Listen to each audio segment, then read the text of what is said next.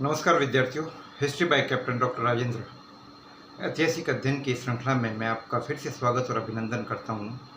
विद्यार्थियों, आज की मेरी कक्षा महाराजा गंगा सिंह विश्वविद्यालय बीकानेर के एमए प्रीवियस के विद्यार्थियों के लिए है, जिनका भी एडमिशन हुआ नहीं है, लेकिन उनकी सुविधा के लिए हम पहले से ही व्याख्यान बनाकर तैयार रख रहे हैं ताकि समय आने पर वे इसको देख सकें और समझ सकें।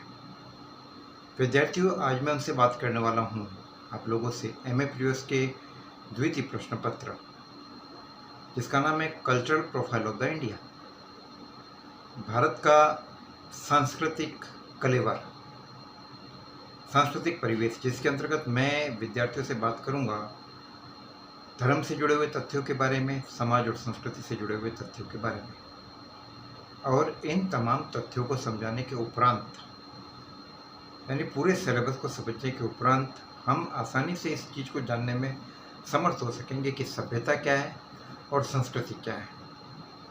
इन दोनों शब्दों के अंतर को समझने के लिए हमें, जैसा कि मेरा ये मानना है कि हमें पूरे टॉपिक को, एक एक टॉपिक को अच्छी तरीके से समझना पड़ेगा, और इन तमाम चीज़ों को समझने के बाद हम बेहतरीन तरीके से चीज़ को समझ सकेंगे कि सभ्यता क्या और संस्कृति क्या है।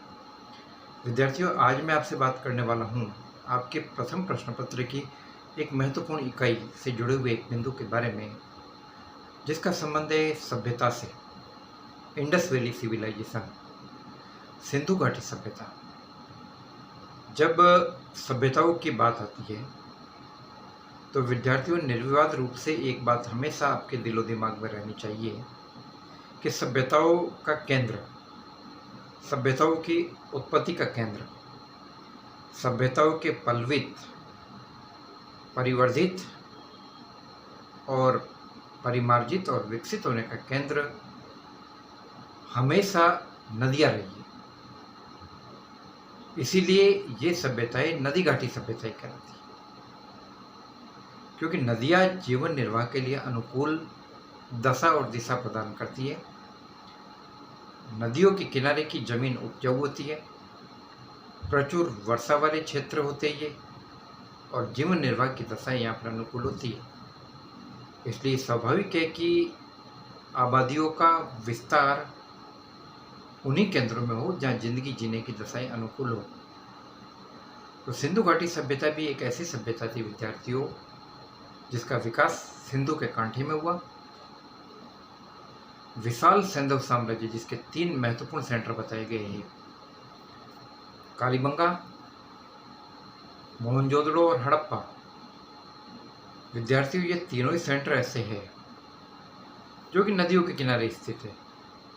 यदि हम हड़प्पा, जिसको ऋग्वैदिक साहित्य में हरियूपिया के नाम से संबोधित किया गया है, तो वह हमें रावी नदी के किनारे अवस्थित मिलता है। पाकिस्तान के पश्चिमी पंजाब का जिला मोंटगोमरी में स्थित हड़प्पा, जो ऋग्वैदिक साहित्य में हरियूपिया के नाम से जाना गया है। ऋग्वेद में हड़प्पा का महत्वपूर्ण स्थान है। रावी नदी के किनारे स्थित हड़प्पा एक महत्वपूर्ण केंद्र था, सिंधु घाटी सभ्यता से जुड़ा हुआ। और रावी नदी के किनारे, रावी जिसको ऋग्वैदिक साहित्य में परुष्णी के नाम से संबोधित किया गया है, इसी नदी के किनारे हमें प्रसिद्ध 10 राज्य युद्ध का उल्लेख मिलता है। यानी 10 राजाओं का युद्ध, जिसमें एक तरफ 10 राजाओं का संघ था और उनका मुकाबला था भरत जनपद के राजा सुदास के साथ।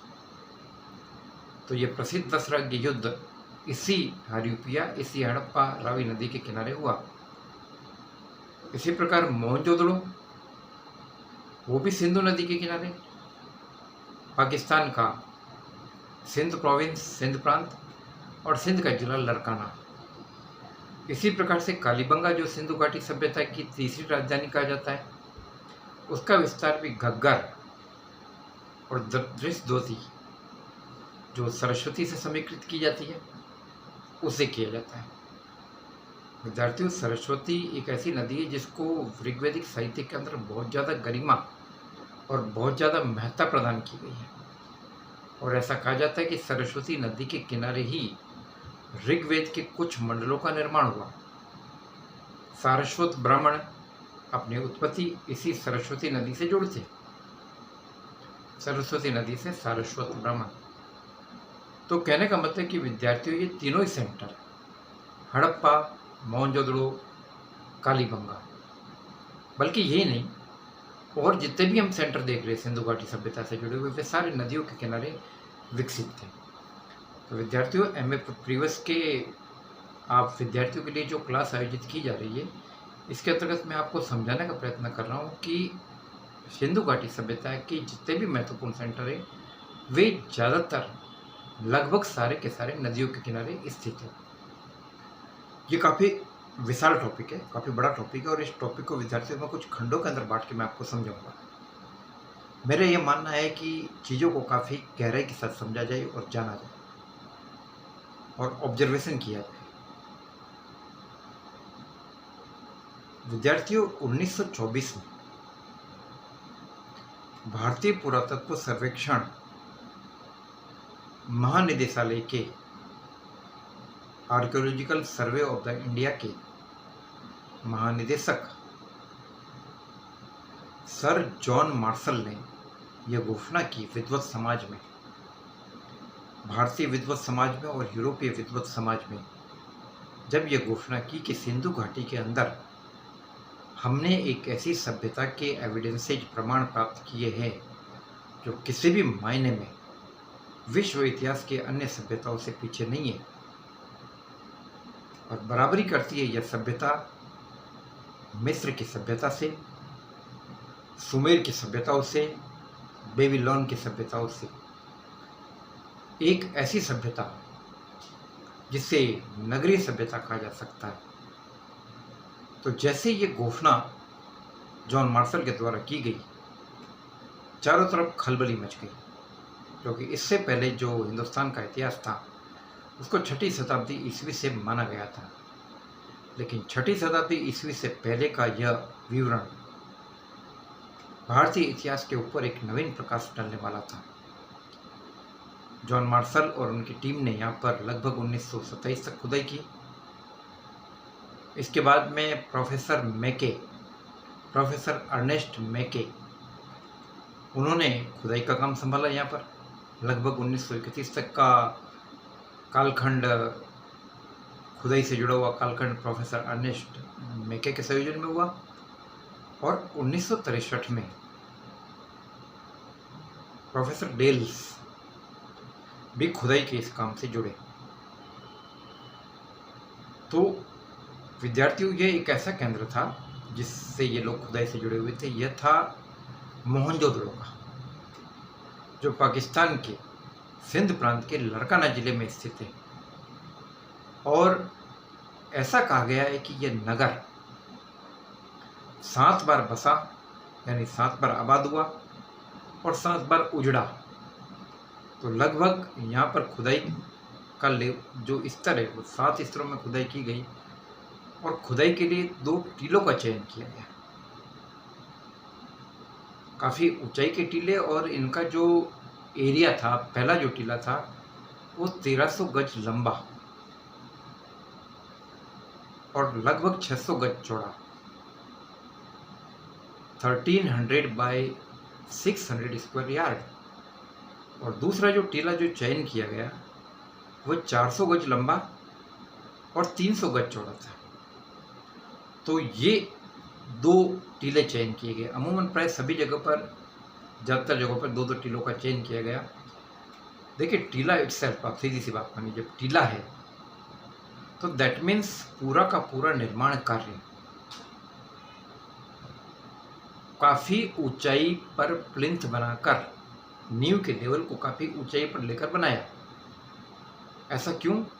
क्योंकि मैंने आपको बताया कि ये सारे के सारे नदियों के किनारे स्थित केंद्र थे, और जब बारिश होती तो नदियों का पानी बाढ़ के रूप में शहर के अंदर एंटर नहीं हो जाए, इसलिए इन तमाम चीज़ों को ऊंचाई पर बनाया गया। तो विद्यार्थियों, मैं इस क्लास के अंदर आज आपसे पहले चर्चा करूंगा कुछ महत्वपूर्ण सेंटर्स के बारे में, और ये बताऊंगा कि इस सभ्यता का विस्तार कहाँ से कहाँ तक था और किन किन महत्वपूर्ण क्षेत्रों में खुदाई की गई। इसके बाद दूसरे चरण में मैं आपसे बात करूंगा यहाँ के धर्म के बारे में, यहाँ के व्यापार वाणिज्य के बारे में, कृषि के बारे में, अर्थव्यवस्था के बारे में।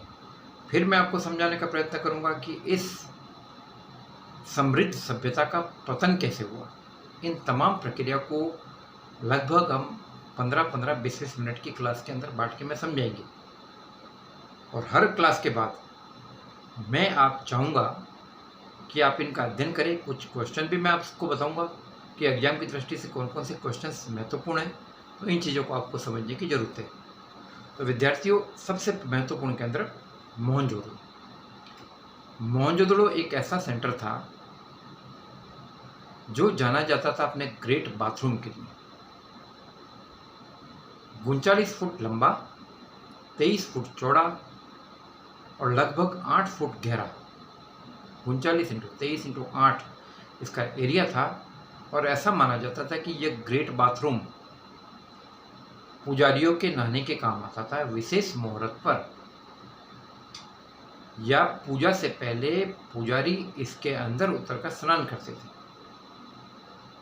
जल की काफ़ी महत्ता थी और जल को देवता के रूप में मानने की परंपरा हमें सिंधु घाटी सभ्यता में स्पष्ट रूप से परिलक्षित होती है। और यही सभ्यता बाद में हमें ऋग्वैदिक काल में भी देखने को मिलती है, जहाँ हम जल के शक्तिशाली देवता वरुण का उल्लेख पाते हैं। वरुण एक बहुत ही शक्तिशाली देवता के रूप में उभर कर सामने आता है विद्यार्थियों। और ऋग्वैदिक साहित्य में कहा गया कि वरुण एक ऐसा देवता है जो सब पर नजर रखता है। 1000 आँख है उसके पास। वह सभी प्राणियों के कृत्यों पर, उनके सुकृत्यों पर और कुकृत्यों पर नजर रखता है। वह प्राणियों को उनके कर्मों के मुताबिक परिणाम देने वाला देवता है। उसको ऋतगोपा, ऋत का देवता कहा गया, यानी ब्रह्मांड में जो एक नैतिक व्यवस्था संचरित हो रही है उसका परिपालन और उसका नियंत्रण करने वाला देवता था वरुण। तो जल और जल से जुड़ा हुआ देवता वरुण, और जल की इंपॉर्टेंस हमें सिंधु घाटी सभ्यता में भी देखने को मिल रही है। सीधी सी बात है कि विद्यार्थियों, जल जीवन का आधार है, इसीलिए जल को देवत्व प्रदान किया गया। आगे जब हम वैदिक धर्म के बारे में बात करेंगे तो मैं आपसे वैदिक देवमंडल की उत्पत्ति के बारे में चर्चा करूंगा और उसमें आपको काफ़ी चीज़ें बताऊंगा। तो अभी हम वापस मोहनजोदड़ो की तरफ आते हैं। मोहनजोदड़ो अपने ग्रेट बाथरूम के लिए, बेहतरीन नगर विन्यास योजना के लिए, मोहनजोदड़ो को मृतकों का टीला कहा जाता है, मुर्दों का टीला मोहनजोदारो। सभ्यता का दूसरा केंद्र था विद्यार्थियों हड़प्पा। जब मोहनजोदड़ो में खुदाई का काम चल रहा था, लगभग उसी दौर में और मोहनजोदड़ो से थोड़ा सा पहले ही प्रोफेसर वत्स के निर्देशन में, MS वत्स के निर्देशन में हड़प्पा में खुदाई का काम चल रहा था। हड़प्पा पाकिस्तान के पश्चिमी पंजाब के जिला मोंटगोमरी में स्थित है। और हड़प्पा से जो एविडेंसेज मिले वो संयोगवश मिले, जबकि कराची और लाहौर के बीच में रेलवे लाइन का निर्माण हो रहा था और मजदूर वहाँ से ईंटें ले लेकर आ रहे थे। तो एक अंग्रेज इंजीनियर की नज़र उन ईंटों पर पड़ी और उसको वो पुरातात्विक महत्व की लगी, तो उसने भारतीय पुरातत्व सर्वेक्षण महानिदेशालय को सूचित किया और इसके बाद वहाँ पे खुदाई का काम चालू हुआ। तो हड़प्पा भी महत्वपूर्ण केंद्र था और यहाँ से अनाज के भंडार मिले, अनाज इकट्ठा करने के स्टोर मिले। विद्यार्थियों, सभ्यता का तीसरा महत्वपूर्ण केंद्र था चनहुदड़ो। चनहुदड़ो जो मोहनजोदड़ो से लगभग 80 मील की दूरी पर स्थित था और यहाँ से मनके बनाने का कारखाना मिला है। इसके बाद हम बात करते हैं गुजरात में मिले हुए एक महत्वपूर्ण सेंटर के बारे में, जिसको कहा जाता है लोथल। गुजरात में साबरमती और भोगवा नदियों के संगम पर स्थित लोथल सिंधु घाटी सभ्यता का एक ऐसा केंद्र था जो सिंधु वासियों के समृद्ध नौवहन व्यापार वाणिज्य की पुष्टि करता है। क्योंकि लोथल से हमें एक डॉकयार्ड मिला है, गोदी मिली है, बड़े बड़े जहाज़ों के ठहरने का स्थल। तो यह बहुत बड़ा एविडेंस है जी। इसके अलावा हमें गुजरात में एक और जगह रंगपुर से हमें चावल के एविडेंसेज मिल रहे। धोलावीरा भी महत्वपूर्ण केंद्र है सभ्यता का। इसी प्रकार से हरियाणा में बनवाली और राजस्थान में कालीबंगा काफ़ी महत्वपूर्ण सेंटर के रूप में उभर कर हमारे सामने आते हैं। कालीबंगा विद्यार्थियों इसलिए कहा जाता है कि यहाँ से काले रंग की चूड़ियाँ मिली है।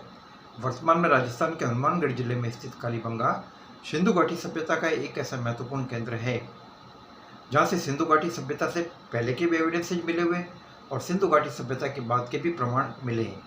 यहाँ से तांबे के उपकरण भी मिले हैं और इसके अलावा सिंधु घाटी सभ्यता से जुड़ा हुआ उस दौर का एक समकालीन खेत मिला है जहाँ पर चने और सरसों की खेती के प्रमाण हमें मिल रहे हैं। इसके अलावा कालीबंगा से हमें तंदूर के साक्ष्य मिले जिससे संयुक्त परिवार प्रथा की पुष्टि होती है। तो विद्यार्थियों, सिंधु घाटी सभ्यता एक ऐसे महत्वपूर्ण केंद्र के रूप में उभर कर सामने आती है जिसकी अगर हम समेकित विशेषताओं का अध्ययन किया जाए तो हम ये कह सकते हैं कि यह एक नगरीय सभ्यता थी। यहाँ के लोग बड़े बड़े नगरों, किलों और पुरों का निर्माण करने वाले थे। इसीलिए ऋग्वैदिक साहित्य में सिंधु वासियों के दुर्गों को नष्ट करने वाले वैदिक देवता इंद्र को पुरंदर कहा गया और कहा गया कि हे इंद्र, हे हमारे उन शत्रुओं को नष्ट करो जो बड़े बड़े पुरों में रहते, किलों में रहते। तो ये बहुत बड़े भवन निर्माता थे। नगर विन्यास बहुत ही उत्तम कोटि का था। भवनों का निर्माण शैली उत्तम कोटि की थी। भवनों का गंदा पानी निकालने के लिए नाली होती थी। नाली गली की नाली में मिलती थी और गली की नाली शहर की मुख्य नाली के अंदर मिला करती थी। यहाँ से बाट माप के मेजरमेंट मिले। इसके अलावा यह मातृदेवी की पूजा के और एक आदि पुरुष के रूप में, योगी के रूप में शिव की पूजा के संकेत मिले। पशु पूजा और वृक्ष पूजा के प्रमाण मिले। जल को एक महत्वपूर्ण सोर्स के रूप में देखा गया है। तो ये विद्यार्थियों की सभ्यता से जुड़ी हुई महत्वपूर्ण बात थी। इसको मैं 2 भागों में बांट के अगले चरण में मैं आपसे कुछ बातें और स्पष्ट करूँगा। तब तक मैं आपसे कुछ डिस्कस करना चाहूँगा इन चीज़ों के बारे में कि इनसे जुड़े हुए टॉपिक्स के ऊपर जो भी मैंने आपको बताया किस प्रकार के क्वेश्चन आ सकते हैं। आपसे पूछा जा सकता है कि सिंधु घाटी सभ्यता के भौगोलिक विस्तार की व्याख्या कीजिए। आपको बताना है कि सिंधु घाटी सभ्यता के महत्वपूर्ण केंद्र कहाँ कहाँ थे, कहाँ से कहाँ तक ये सभ्यता फैली हुई है। आपको ये बताना है कि जम्मू में भी सभ्यता का विस्तार हमें दिख रहा है। हमें अखनूर और मांदा तक की सभ्यता का विस्तार दिख रहा है। पूर्व में हमें आलमगीरपुर और मेरठ की तरफ दिख रहा है। इसके अलावा सुदूर पश्चिम, उत्तर पश्चिम की तरफ बात करें, हमें सूत कांगड़ और बालाकोट और सोन मियामी की तरफ इसका विस्तार दिखाई दे रहा है। तो आपको ये बताना है कि इस सभ्यता का भौगोलिक विस्तार कहाँ का था।